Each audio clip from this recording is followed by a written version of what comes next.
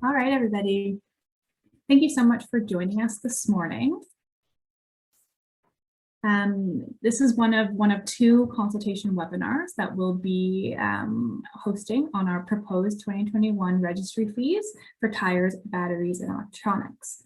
So this morning we will be going over the proposed fees as well as answering any questions that you have and seeking your feedback on the fees as well. Next slide. To ask a question, we will be pausing throughout the webinar to answer your questions. Just click on the Q&A tab at the bottom of your screen. There you can type in your questions and click send. Also, if you have any technical issues or things like that, feel free to type them in there and we will do our best to help you out. There's also a feature called upvote or liking a question. So if you see a question that another participant has submitted, and maybe it's a question that was on your mind or you just are interested in hearing a response to that question, feel free to give that question a like, and that will actually move it up in our queue. So then it will bring more attention to us, to it at the top of our queue, and we will hopefully be able to answer it quicker. With that being said, if for whatever reason, maybe it's time, or if there's a question that comes in that's like really specific to your own business needs, we will directly follow up with you. So even if we can't get to your question during today's live webinar, all questions will be answered and we will follow up with you directly after the webinar. As always, this is being recorded right now, and we will post a recording of the session on our website as well as the slides following the webinar, so you can always go back and review them. Next slide, please. Here's the agenda for today's session. So we'll do a couple slides about the authority and about our finances, and then we will go into the proposed 2020 registry fees for tires, batteries, and electronics. Then we'll finish off with next steps of how you can submit your feedback to us if you have any additional questions or where to find information on our website. So now I'll hand it over to Noah Gitterman, our general counsel and our registrar. Thanks, Jess. So I'm gonna lead the presentation for everyone. We thought we'd start. I think we usually start in these consultations with a brief reminder about what the authority is and what we do. So we have been mandated by the government to administer the RRCEA and the WDTA. So we oversee the wind-up of waste diversion programs run by IFOs and ISOs under the Waste Diversion Transition Act, and we implement the new regulatory programs for resource recovery under the Resource Recovery and Circular Economy Act. To date, we've overseen the wind-up and transition of 3 waste diversion programs. So the used tires program, which transitioned in 2019, the batteries program, which transitioned in 2020, and the electrical and electronic equipment program, which we usually refer to as the E program, is transitioning now. But the start date was January 1st of this year. And the new frameworks under the RRCEA require producers to be individually accountable and financially responsible for their products and packaging once consumers dispose of them. The regulations require producers and other obligated parties to register and report with the authority through our registry. And our registry is, for those of you who don't know, is an online platform that allows us to collect and store and use the information that regulated entities are required to report to the authority. Next slide, please. We are an administrative authority. We do not receive any government funding, and all of our operations are funded through fees that we charge to our regulated community on a cost recovery basis. So we have no other revenue source other than what we recover from the entities that we regulate. And we have cost recovery authority under the WDTA and under the RRCEA. Under the RRCEA, we recover annual fees from obligated parties who register and report with us on an annual basis. Under the WDTA, we have monthly cost recovery charges that are charged out to the IFOs and ISOs that we oversee under that statute. The RRCEA fees cover our costs of operating the RRCEA programs, and the WDTA fees cover our costs of overseeing the remaining WDTA programs and their wind up. There are some rules in our statute about how we set our fees. And in particular, we're required to consult on our fees for 45 days and then post our fees for 30 days before, once they're finally set and before they finally take effect. And I think, as Jess mentioned, there'll be time for questions at the end. So if anyone has questions about, any of what I've talked about so far, I will be happy to try to address them later on. So that was a bit of background about what RIPRA is and why we need to collect fees. This particular consultation is focused on fees that we're proposing to charge to producers under the tires program and the batteries and E programs for 2021. Like what happened in 2020, producers will be obligated to pay registry fees to RIPRA, to the authority, in 2021 for the 2021 program. We're only consulting on tires fees and batteries and E fees right now. We expect that there will be additional RRCEA programs in 2021. And in particular, we expect the government to finalize the hazardous and special products regulation that is being consulted on and the blue box regulation. And so we expect that those regulations will require producers to register and report with RIPRA in 2021. And so we expect that we'll be recovering fees from those programs in 2021. But we will be consulting on the fees for those programs later on once those regulations are finalized. And at that point, we will also be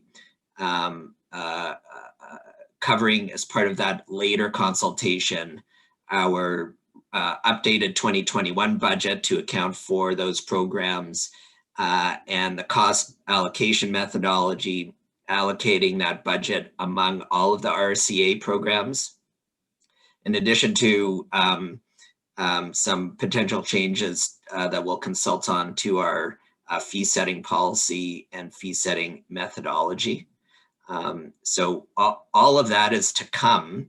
And right now we are focusing on the tires fees and the batteries and E fees. Next slide, please. So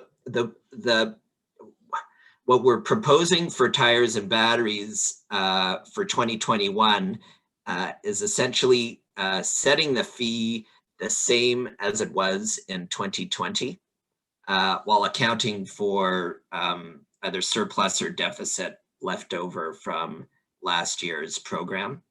And the reason we're doing that is because of this two-phase approach to our consultation. So without having the hazardous and special products reg, the HSP reg, or the blue box reg finalized, we can't do our full budget analysis and budget allocation like we did, for example, in late summer of last year for the tires and batteries and fee consultation.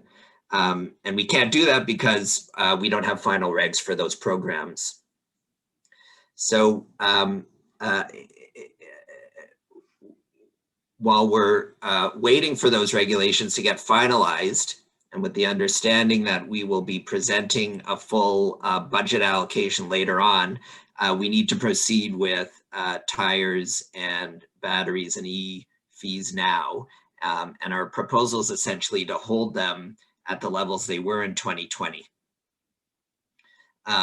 with some adjustments for either a surplus or deficit. And we'll get into the details in the next couple of slides. So with tires, we'll see that there was no material surplus or deficit from 2020. For batteries and the batteries and electronics fee, we'll see that there needs to be an adjustment for a deficit or an under collection from the 2020 program. There are some other changes, and when I talked about holding the fees the same, just now is referring to the what we call the variable fee, or the per unit or per kilogram fee.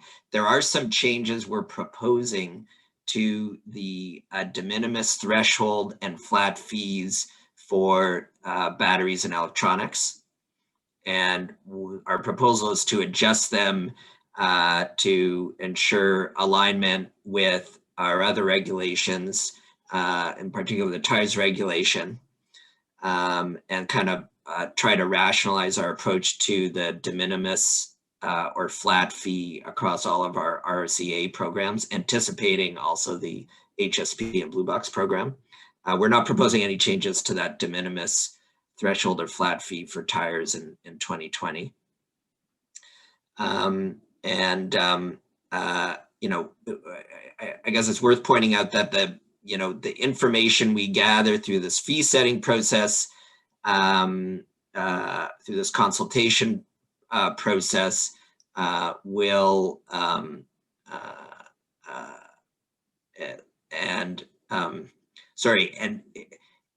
leading up to the later consultation on Blue Box and HSP may ultimately have an impact on the budget that gets allocated to tires and batteries. And so if there's a difference between, what we ultimately allocate and what gets collected from the fees that we're proposing right now, there will be a true up in 2022 when we set fees for 2022. And that's consistent with how we've always approached fees. So we, for example, in 2020, we set a budget and collected fees against that budget. And then now in 2021, there is a true up to account for the difference between what we budgeted and what was actually spent and then actually collected. And that's how we've approached the tires fees since 2018, and the tires and batteries and fees in 2020, and it'll be the same approach this year. So differences between what we collect from the fees we're proposing right now and where the budget ultimately ends up will get trued up when we go ahead and set the 2022 fee. So hopefully that makes sense to everyone on the call. Again, obviously there will be time for questions. So if things don't make sense right now, we'll have a chance to try to, or I'll have a chance at least to try to clarify through the question and answer session later on. So why don't we dive into the specific fees on the, I think on the next slide. So the fees being proposed for tires, the same de minimis $75 flat fee for small producers with the same cutoff, and 13.5 cent per tire fee for the variable fee. So that 13.5 cent fee is the same fee from 2020, but without any surplus carried over from the previous year. So you may have noticed that in 2020 we had a 13.5 cent fee, but it was reduced by 2 cents a tire because of a surplus left over from the 2019 program. And that's because of what I was talking about earlier, the difference between what we budgeted and what was actually expensed. And so we were able to carry over a surplus that was added on to the 13.5 cent fee. In 2021, we don't have a surplus carried over. So the fee we're proposing will be the same as what it was in 2020, and will stay at 13.5 cents for 2021.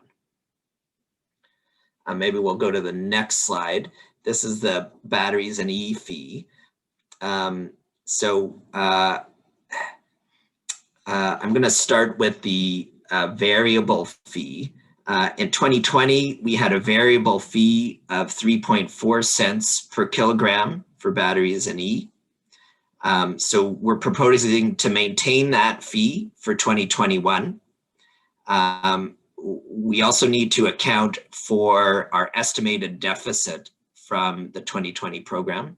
And that deficit is essentially because we under-collected compared to what we expected to collect for the 2020 registration process. And so to account for that deficit in 2021, we expect that the final fee per kilogram will end up being about 4.5 cents per kilogram. So that's the 3.4 cents from last year, adding on the deficit left over from 2020. And I say that we expect because that deficit number may go down a bit between now and when final fees are set. If you've been involved in the ITTAV program and the batteries program, you'll know that we extended registration, the 2020 registration, into 2021. And we are still wrapping up some of those registrations. And so, and as we wrap up registrations, we may be invoicing to additional producers. So that deficit figure may come down a bit between now and when final fees are set.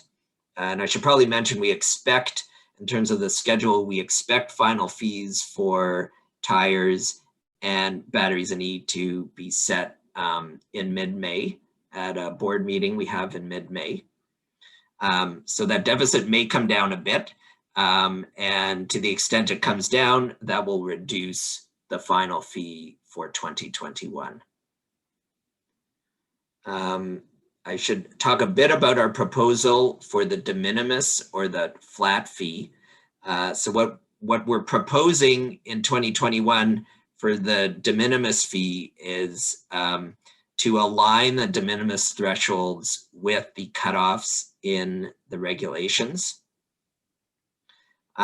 They weren't aligned in 2020. And I think part of the reason for that is that we didn't receive a final regulation until just before final fees had to be set. So there wasn't a lot of time to adjust. But we think it makes more sense to have the de minimis thresholds in electronics and batteries align with the exemption thresholds in the regulations. And then rather than a $0 flat fee for those producers who still need to register despite being under the cutoff, we're proposing a $75 flat fee, and that's to make those programs consistent with the tires program. And as part of an effort on our part to try to rationalize that approach to the flat fee across all of our programs. We think that will likely impact few producers, since many will be exempt from registering and reporting if they're under those thresholds. Some won't be, because they might be under the threshold because of reductions that they get to take advantage of, or in batteries, they might be under the threshold but still have more than 5 full-time employees. So those producers will be subject to the $75 fee. But obviously those who are fully exempt will not, because they won't need to register with us. So that's my presentation, and now I'm gonna hand it over to Jess to help manage the questions. Thanks, Noah. So we have one question that just came in. If the variable fee for 2021 stays the same and the additional 0.1 cent per kilogram is going to cover the 2020 deficit, won't you be creating a deficit in 2021 if the total supply stays the same as in 2020?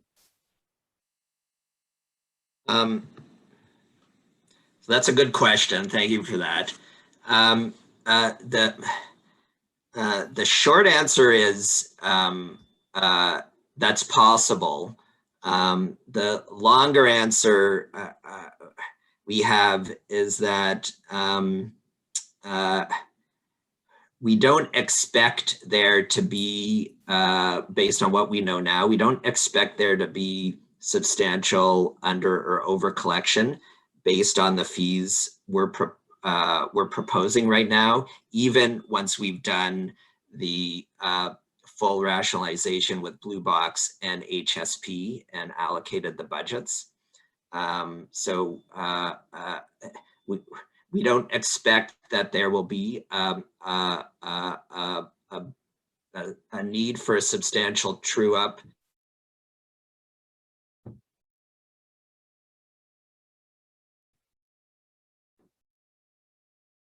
Oh, I think we might have lost Noah. Just give us 1 second.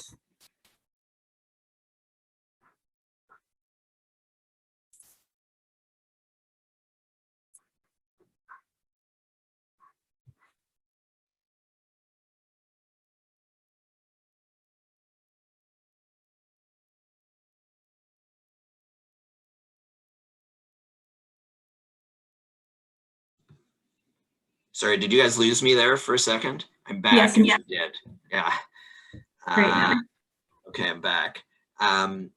So I think I was saying that we, based on our experience with the 2020 registrations for ITT, AV, and batteries, we have revised downward our expectations of the total amount of kilograms that we expect to get reported through those programs.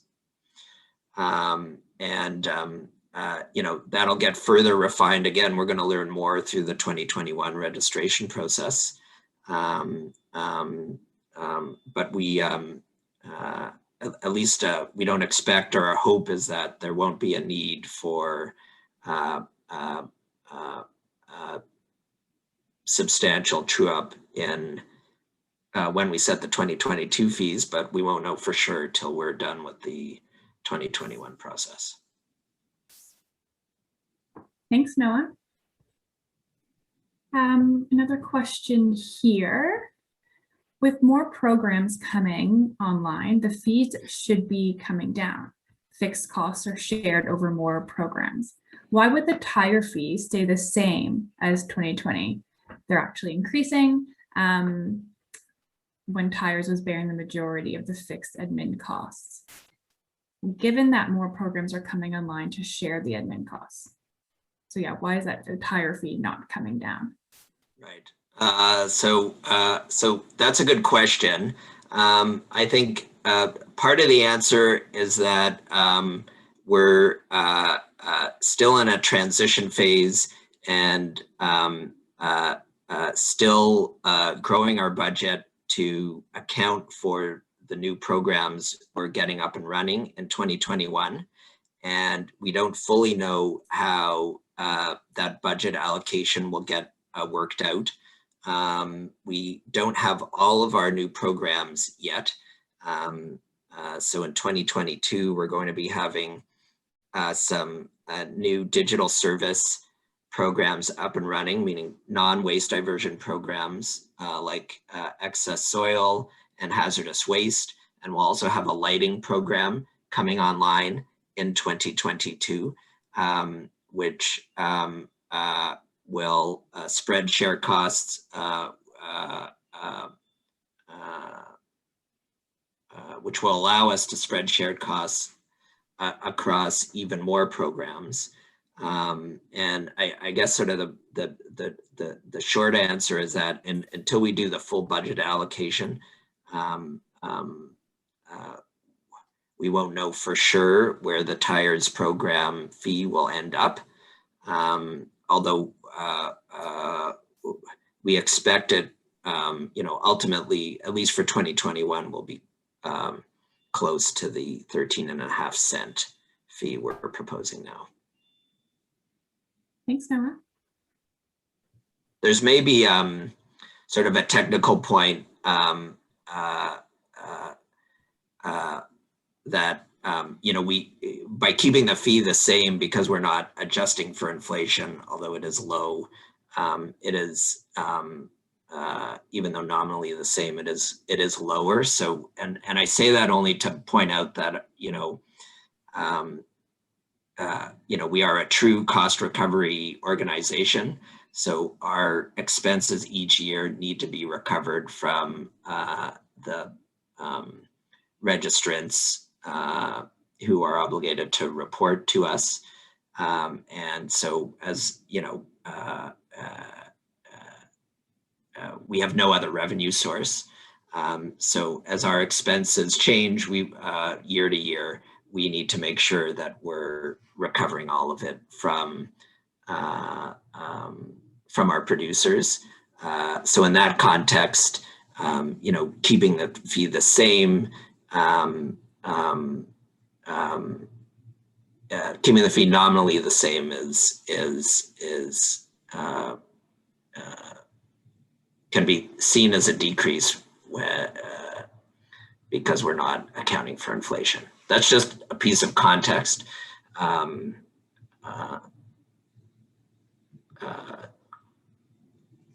may be helpful for you.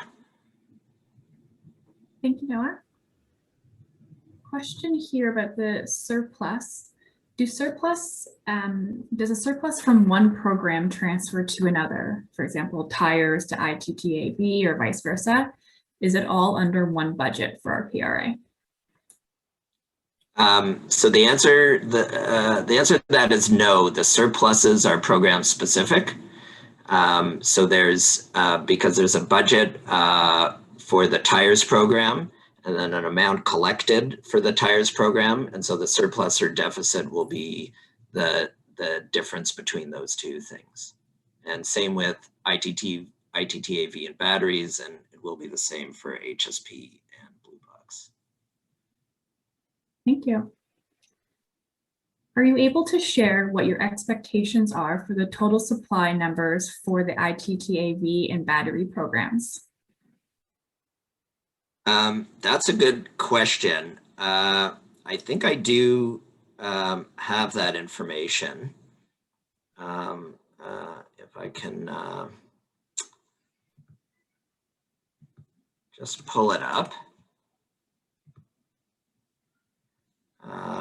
So I think for ITTAV and batteries, we're expecting for we are expecting for 2021 about 74 million kilograms, if I have that right. And I'm going to look to my team to let me know if yeah, it's around 75 million 75 kilograms. There you go. Yeah, around there. So that's our expectation. So that's that amount is lower than what we expected when we set fees in 2020. I think when we set fees in 2020, we had assumed, or we had estimated 90 million kilograms would be reported under the regulation. So for 2021, we're revising that expectation downward. And I think that's because there were some differences between the ITTAV obligation and what was obligated under the old OES program. And so we didn't, similar to the batteries program. And so we didn't have a lot of good information about exactly what the volumes would be for batteries and ITTAV. Now we have better information. So our assumption is that the total obligation under the batteries reg and the ITTAV part of the E-reg is going to be about 75 million kilograms. Thanks, Noah. Related question is, what are the expectations for total supply numbers for tires? So I think for tires, we're expecting 13 million tires to be reported in 2021, which is, I think, very close to what we expected to get reported for 2020. Thank you. This question here is a bit more of a broad one, speaking to the new regulations. So what is the implication of the coming regulations for the waste industry? Not producers of original product, but for producers of waste materials that were products. Are these groups going to be encompassed into the producer's definition and included in the program going forward? That's a great question. And my answer may not be that helpful because I don't know. So I think that depends on where the ministry and the government end up with the HSP and blue box regs. So you can see what they are, what they have consulted on in the case of blue box and what they are consulting on in the case of HSP. But where those finally end up, we don't know. So RIPRA needs to be ready to implement what the ministry gives us. And that's part of the reason why we're sort of doing this two-phase process on program budgets and fees, because we need to get moving with tires and batteries and E. We'll have to set the overall budget and the overall allocation. We'll have to wait for those final HSP and blue box regs, as those decisions will impact, the number of kilograms obligated under those regs and the number of producers. Thanks, Noah. Question here, going back to fees. Being new to the Tire and Rubber Association of Canada, I don't understand how the 13.5 cent fee was originally established. Can you explain? Sure. So the 13.5 cent fee was established based on, I guess, two key inputs. One was the budget that was allocated to the tires program in 2020, and our expectation of the number of tires that were going to be reported in 2020. When you take the budget and you divide it up among the number of tires that we expect to get reported, you get the per tire fee that that was proposed in 2020 and that we're proposing again this year. And that budget is made up of a number of components. The biggest component is the shared operational expenses that are allocated to each of the RRCA programs. Another component is the amortized capital cost of the registry systems for that specific program. And that's at a very high level how the budget is, how the base fee number without accounting for surplus or deficits from prior years is calculated.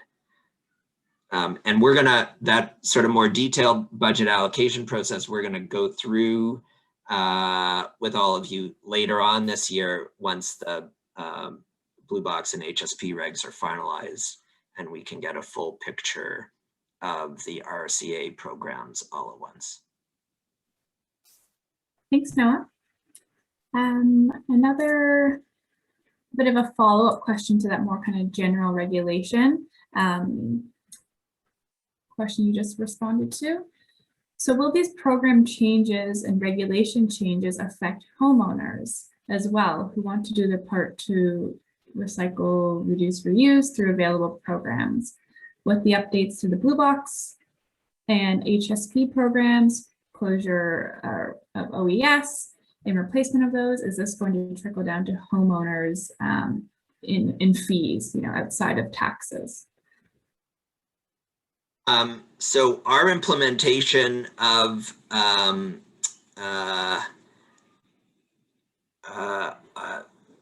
the way we run our programs is by recovering costs from producers only. So RIP risk costs,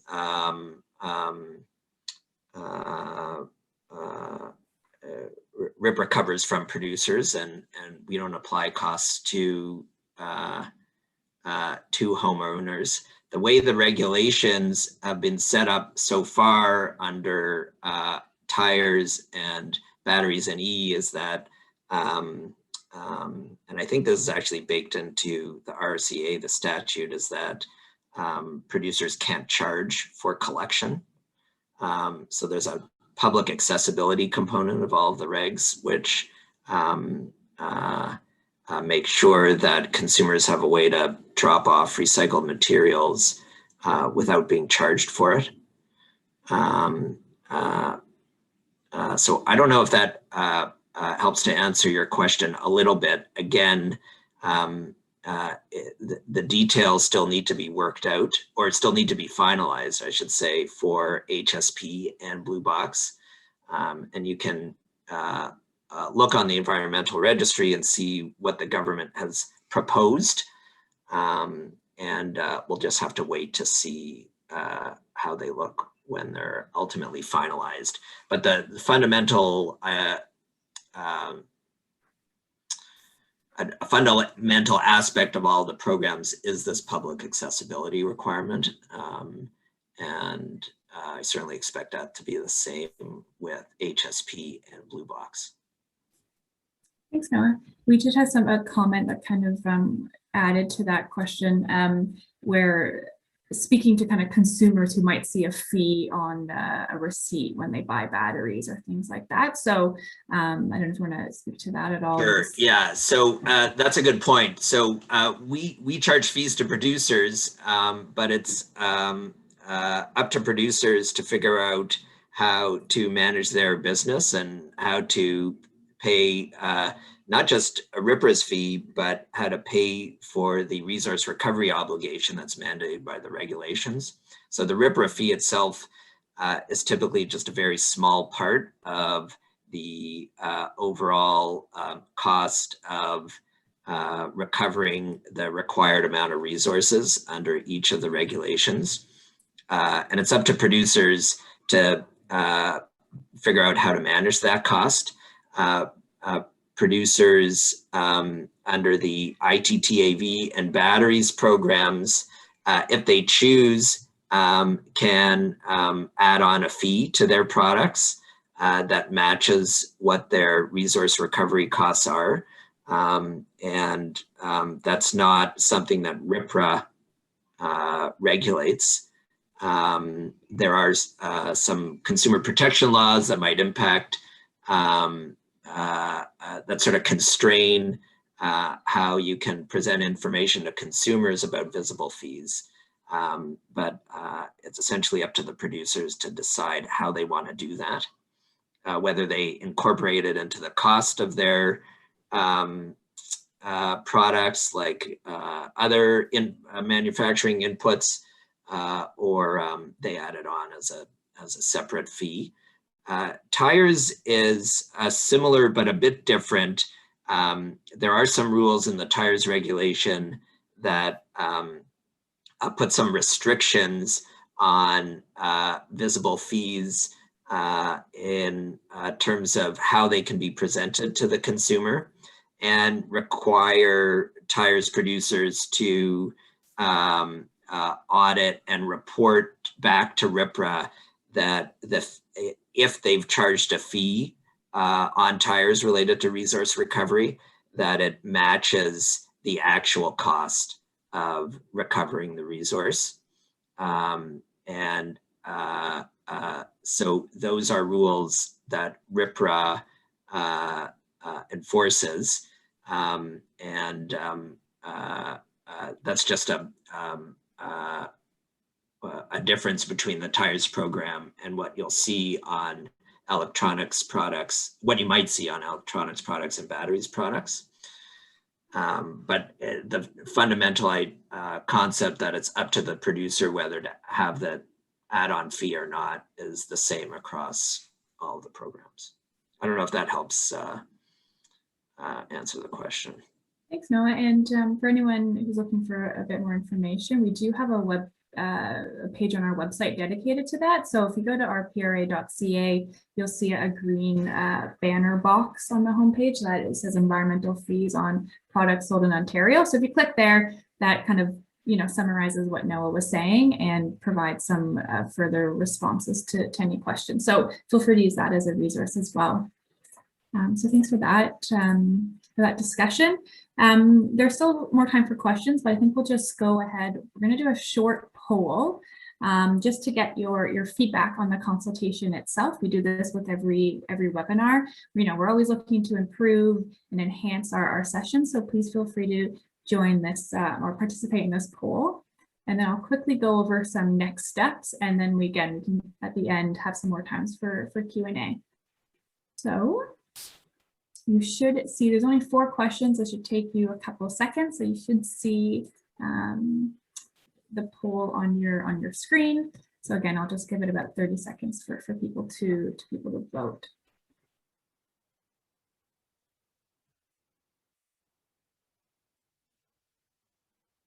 And I should say, I guess at risk of keeping myself in the hot seat, if you have follow-ups on any of my responses or anything wasn't clear, it could be explained more clearly, feel free to throw in another question.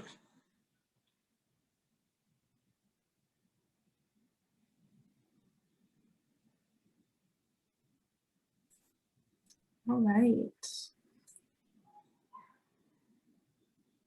So just quickly share the results here. So thank you for participating. Looks like we have some kind of good to very helpful answers here. Again, if you ever have any specific feedback for us, please let us know. We're always looking to improve these sessions for our stakeholders going forward. So thank you again for participating. And next slide, please. So just to close the loop on next steps. So this, as I mentioned earlier, this deck and the recording of the webinar will be posted to our website, as well as after tomorrow's session as well. We will be posting recordings for both of them, and that will be found on our consultation webpage, but you'll also receive an email from us letting you know. We are asking for feedback to be submitted to us by on or before Friday, May 14th. So you still have some time to take in this information and send us an email with your feedback. Linked to that, if you do have further questions after this webinar or just kind of want to talk through the proposed fees in a little bit more detail, send us an email at consultations and we'll be sure to answer your questions. As always, all feedback from the consultation as well as the overall process will be summarized in a report, in our consultation report that we post to our website once the fees are finalized. And when that happens, we will be notifying stakeholders when the final fees are posted to our website. And then linked to that, as Noah mentioned, that once the fees are finalized, then we will be asking producers to pay those fees as well as report with their supply data. So once that's all finalized, we will be communicating directly with producers on how and when they can complete their annual reporting requirements and pay their registry fees to us. And then again, we are still, we will be providing information on that subsequent consultation on the Blue Box and HSP fees once those regulations are finalized. So stay tuned for more information on that.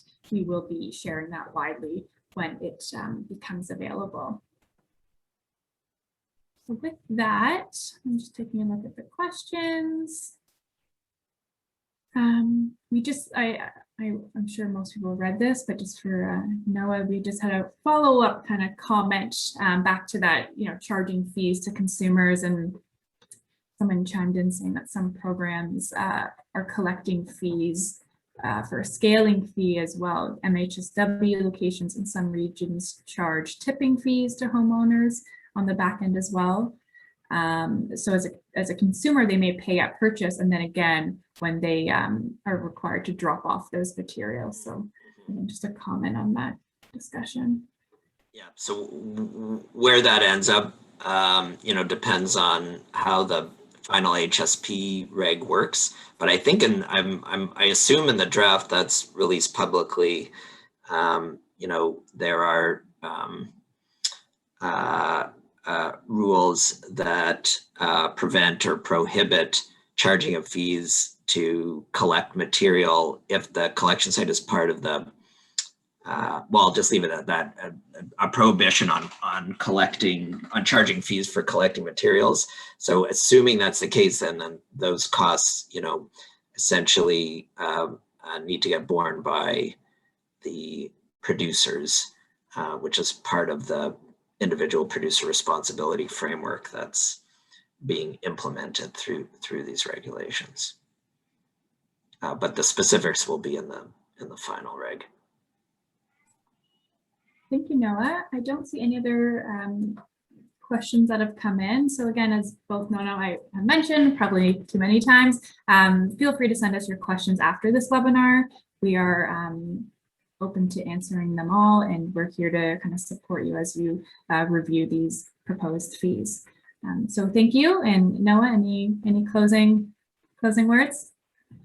Nothing for me, but thanks for coming. And if you didn't get enough this time, I think there's another session tomorrow.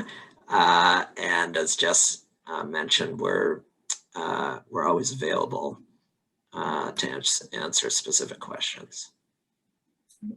Thanks everybody. Have a nice day. Thank you.